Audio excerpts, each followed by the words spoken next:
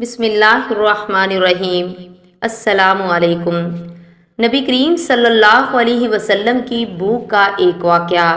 حضرت فاطمہ رضی اللہ تعالی عنہا کو نبی اکرم صلی اللہ علیہ وسلم سے بہت محبت تھی۔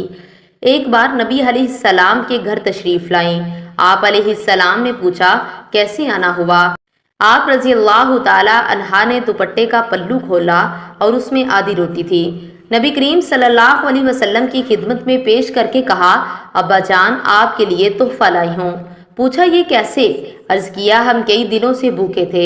حضرت علی رضی اللہ تعالی عنہ نے کچھ کام کیا اور آٹا لے کے آئے، میں نے اس کی روٹیاں پکائی، ایک حسن و حسین رضی اللہ تعالی عنہ اور حضرت علی رضی اللہ تعالی عنہ نے کھائی اور ایک سائل کو دی۔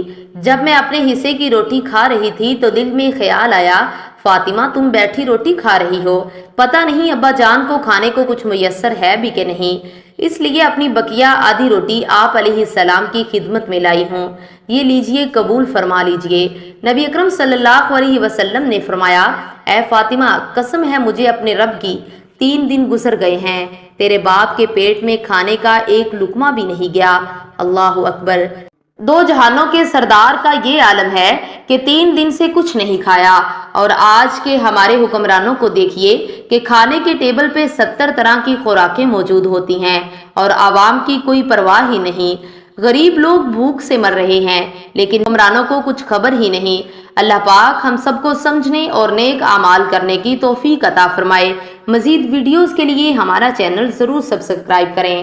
ملتے ہیں ایک اور نئی ویڈیو کے ساتھ۔ وعلیکم السلام ورحمۃ اللہ وبرکاتہ۔